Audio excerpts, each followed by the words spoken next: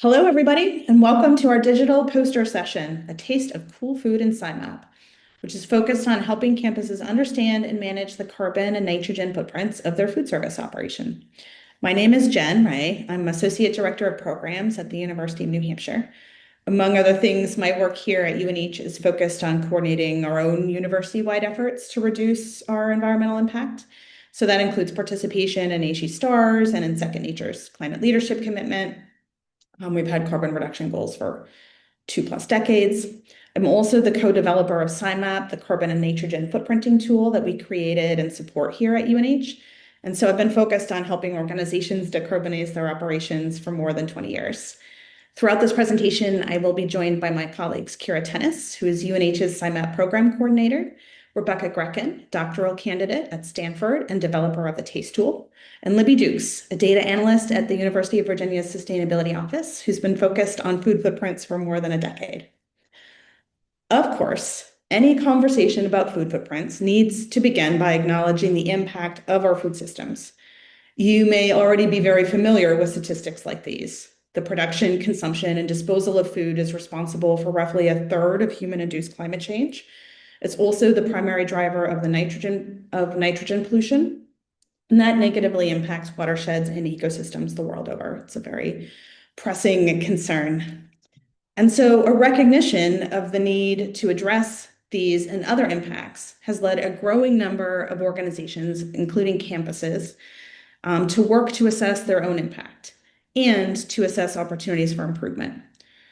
Sounds simple, but it's a really complex and difficult undertaking, not only because of the need to balance things like nutrition and cost and cultural factors when developing solutions, but also because of the challenges implicit in assessing the current institutional impact.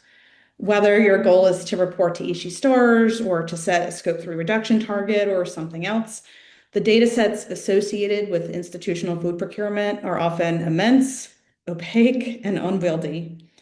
That said, there have been dozens of colleges and universities and many other organizations that have been working, again, over decades now to begin to tackle this challenge. They've been developing programs and networks and tools focused on assessing and addressing the dining service impact. And UNH and the University of Virginia and Stanford are among such institutions. And so we've compiled a suite of resources with background information on some of those efforts and tools, those existing efforts and tools, and you may find them useful as background or as a complement to the rest of this presentation. So you can use the QR code on the slide to access them. And with that, by way of background, it's my pleasure to pass the metaphorical mic to my colleague Kira to tell you more about the ways in which SIMAP can help you estimate the carbon and nitrogen footprint of your campus's food and beverage purchases. Kira? Thank you, Jen.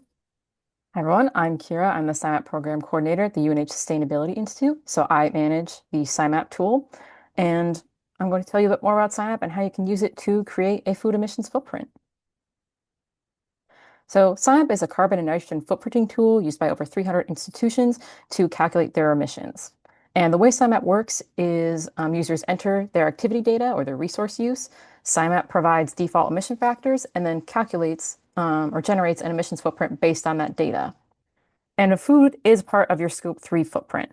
And you have different functionalities to account for your food footprint in SIMAP. So your food data specifically should look at the food purchased by your institution in an effort to account for the upstream emissions associated with that purchase, or more specifically, the growth, production, distribution of that food. So within SIMAP, there are two sets of categories for looking at your emissions from food, the basic 18 categories version and the 55 categories version of the Coolfood Pledge. So the Coolfood Pledge version came out of a partnership between the UNH Sustainability Institute and the World Resource Institute's Coolfood Pledge initiative, which has the goal of helping food providers provide healthier meals and reduce greenhouse gas emissions associated with purchased food. The UNH and Coolfood partnership began in 2024 and led to the addition of the Coolfood Pledge categories in SIMAP, which includes those 55 categories I mentioned before, and they align with the WRI's Coolfood Pledge calculator. And these categories provide more detailed options for categorizing your food data, as well as more detailed emission factors. So when it comes to actually entering your data, there are key data points for food to include for every entry you have. And that includes a unique label, the weight and unit of that food purchased, as well as the category. And the category in SIMAP tells SIMAP what emissions factors to apply to that data. And SIMAP includes the option to enter up to 3 different food categories for multi-ingredient foods, such as pizza, which would be categorized as grains, cheese, and vegetables. And the emissions from that food item would be calculated based on those chosen categories.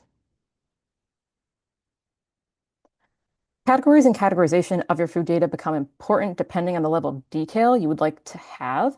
And this is where the food categories version really comes into play. As an example of that varying level of detail, the basic 18 category version only has 3 subcategory options for the dairy and eggs category, whereas for the Coolfood Pledge, which has 55 categories, there's 7 different categories. So that level of detail also extends to emission factors for each category. The carbon and nitrogen emission factors used for both versions came out of original research, with carbon emission factors from Poor and Nemechek and nitrogen emission factors from Leach et al. Additional research led to more detailed carbon emission factors from Poor and Nemechek, so we were able to update the Coolfood Pledge to include more detailed emission factor categories for that version. However, for the nitrogen emission factors, that original research only included the original 18 categories that are included in the basic version. So the nitrogen emission factors are consistent across both versions. So with that in mind, when it comes to categorizing your food data and calculating your footprint, we generally recommend using the Coolfood Pledge categories version because it offers more detailed and complex results on the carbon side. But it is important to keep in mind that the nitrogen footprint will be less specific and therefore might not be as meaningful at this time. For both versions, we encourage you to use the Taste Food categorization tool to easily and accurately categorize your food purchases and then upload that data to SIMAP. And I'll pass it to Rebecca Grekin to tell you more about Taste Food. Hi, everyone. My name is Rebecca Grekin, and I'm a PhD candidate at Stanford University. And today I will be talking about Taste Food, the automated Scope 3 tool for estimating emissions from food, which I developed as part of my master's. So as Kira mentioned, categorizing your food in order to estimate your emissions is a very important step, and previous approaches for estimating food emissions were very complicated. On the left here, we can see an example of what food purchasing data might look like for an institution. As you can see, there can be a lot of abbreviations. There's often tens, if not hundreds of thousands of items that the institution is purchasing every year. And previously, hand categorization was the only option for categorizing these food purchases into the categories for which emissions exist. And hand categorization is not effective for a couple of different reasons. So first, it's time intensive. So going through thousands, if not tens of thousands or hundreds of thousands of items will take a person a very long time in order to categorize by hand. It's also very error prone. Humans, unfortunately, when they're doing a tedious task and they're trying to do it quickly, are very likely to make mistakes. And finally, it's not reproducible. If you convince someone in your Office of Sustainability or maybe an intern to go through this process one year, it's highly unlikely you'll be able to convince them to help you out the next year, just because it is so much work. And so the data is often provided in an Excel sheet with items purchased for the whole year. And so instead of going through this hand categorization process, I created Taste Food. And so what does Taste Food do? Basically, it takes your food purchasing for an institution in a very simple Excel sheet. There needs to be a little bit of formatting such that it fits into a template, but it's a very simple template. And then it can take either weight and or spend associated with each of those items. And you upload that into the website for Taste Food, and it automatically categorizes your food purchases using a Python software that I developed into either the 18 or the 55 category version that Kira mentioned earlier. And the output can actually be used for SIMAP. It can be used for AASHE stars, for plant-based foods. It can be used for Coolfood Pledge, and it can also be used for the institution-specific analyses. And the tool is absolutely free, and it's available at the website that is below. And so this is what the website looks like. And here is where you will upload your data. And basically, you need to go through these toggles. And so if you provide weight information, you want to say yes to the calculate weight per category. If you provide spend, you'll want to toggle that to yes. Common abbreviations basically look, if your data looks like what was in the previous slide and has a lot of abbreviations, if you toggle this to yes, then the code will run a little bit faster because it'll try to attack those abbreviations early on in the code instead of trying to categorize it in a bunch of different ways at first. An advanced autocorrect is very useful if you have data that is very misspelled. So for example, there are some institutions that have PDF versions of invoices, and then an intern actually types them all up. In those cases, it's very useful to use the advanced autocorrect. The base version does already use some amount of autocorrect. So even if you say no, it'll try to use autocorrect on items that it couldn't originally categorize. You'll then upload your file there where it says upload file. The questions at the bottom are not required, but they help me keep track of the impact that the tool is having. And finally, you'll press submit. Once you press submit, the box at the top where the arrow is pointing will turn into an X, and that means that the code is running. After that turns back into a regular refresh loop, that means that the tool has finished categorizing your data, and your data will be automatically downloaded to your computer and also emailed to you. So this is an example of what the output looks like. At the top here, we have an example that is categorized to the 18 category version, and at the bottom, the same data categorized to the 55 category version. And as you can see, it can handle up to 3 different categories per item. And basically, this is exactly the format that you need for SIMAP upload. So you can just take this, put it into the SIMAP template, and upload it into SIMAP. And I'll pass it on to Kira to talk a little bit more about how that process works in SIMAP. Thank you, Rebecca. So now that you have your food purchases in a format that you can easily upload to SIMAP, that will make it a lot easier to be able to be doing a bulk upload instead of manually entering data points out once. And you do that on the data management tab and select the import page. But important thing to note here is that since we have the 2 different food versions, the templates are designated for their specific version. So make sure that you have your template matches the version that you have selected in your account. Otherwise, it won't upload properly and will just return several errors. So once you have uploaded your data, you can then go to the food report to view the visualizations of your food emissions.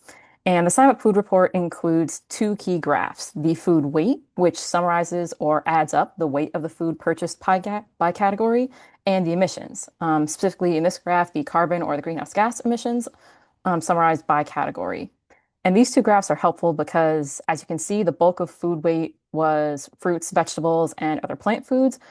But the emissions graph shows that it was the animal-based products, the meats and the dairy that had the highest emissions. So both of these graphs are helpful for tracking and understanding the impact of your food purchases.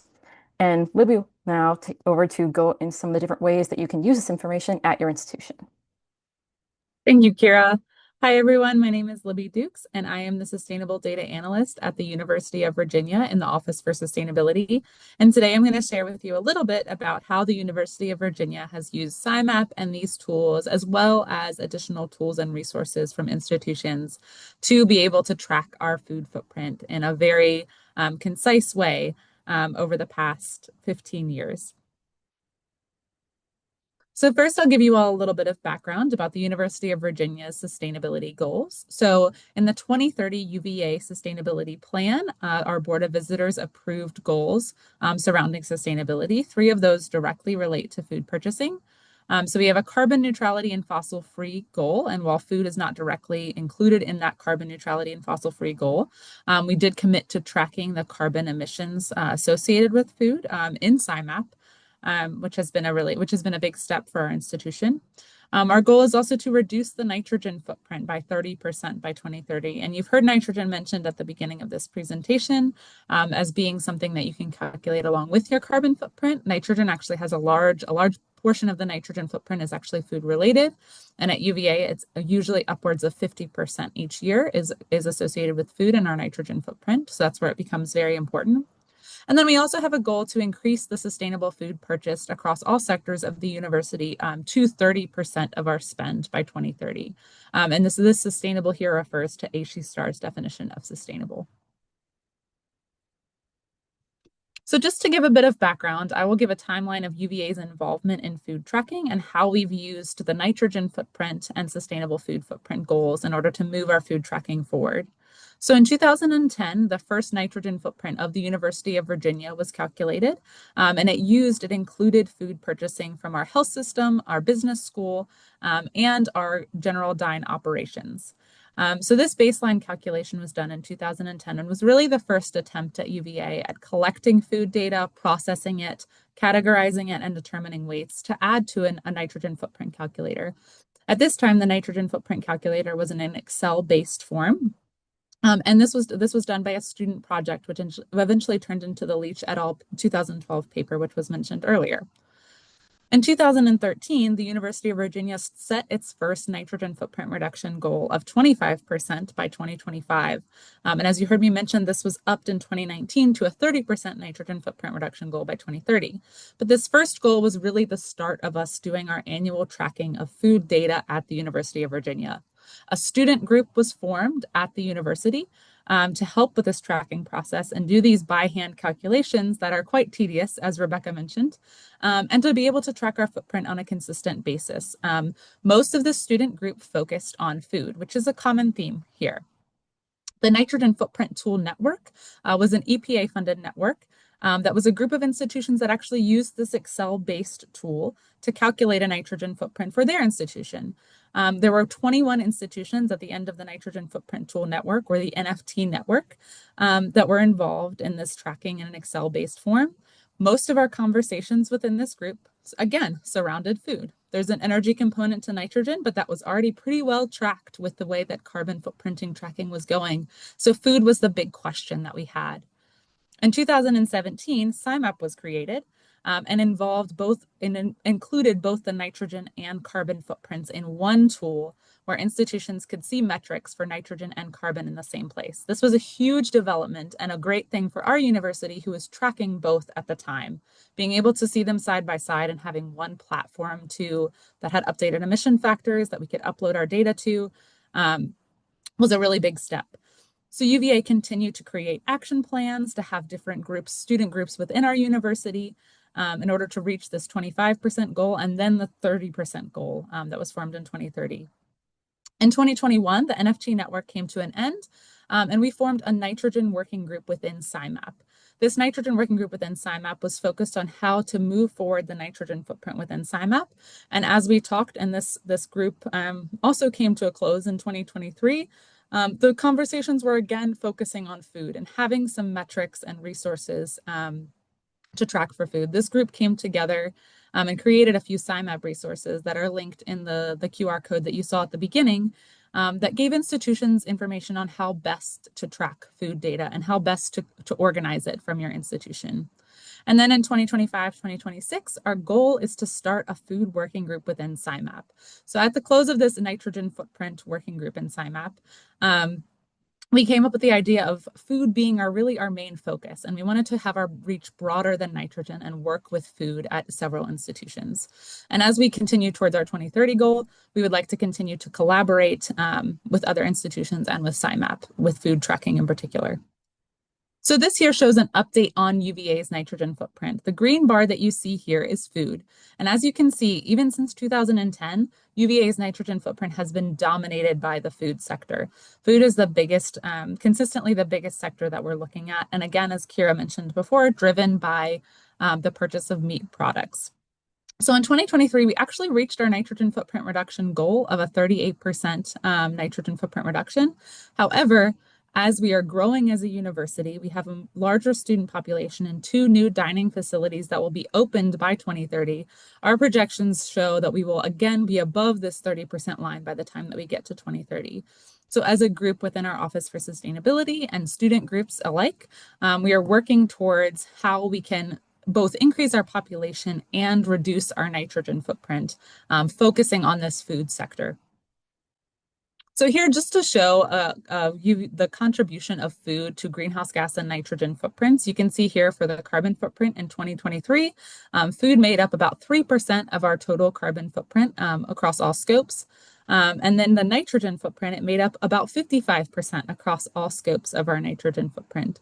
So you can see here the disproportionate impact that food has on nitrogen, which is one of the reasons we started as an institution to look at the nitrogen footprint. And here, one of the things that one of the things to note is that we are able to share this data back with our dining providers to give advice on how we can reduce our food footprint and why it's such a large portion of our nitrogen footprint. And since we've been tracking this since 2010, we've become a good resource to share some metrics to our dining providers. So finally, I'll go through a few tips that the University of Virginia has found that help us with our food processing and data collection. So having strong communication and an open data sharing between the Office for Sustainability and our dining providers has been really key in order for us to get annual data. In the past, we used to get PDFs, some of these long PDFs of purchasing records, which was really tedious to go through. But now we have been able to have Excel-based data, based data, and share that with shared from our dining providers to us, and then we are able to share back carbon and nitrogen footprints for their operations. Student involvement in this data process and outreach to students from students is also key in this process. Explaining what the nitrogen footprint is and the impact of food in general on footprints is key to our involvement in this group and involvement in food in general. We've also had great success with collaborating with other universities, both in the NFT network, which I mentioned earlier, the Nitrogen Working Group in SIMAP, and then using Taste Food. So Taste Food has been really essential in our work and cutting the time almost by a quarter for us to be able to look at, for us to be able to use things like a categorization tool that's consistent across years and doesn't involve many student hours looking through line by line items with a lot of potential error.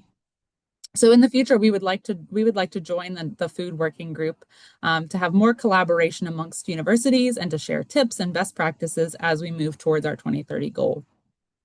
So if anyone else is interested in joining the SIMAP food working group, please scan the QR code and fill out the form here.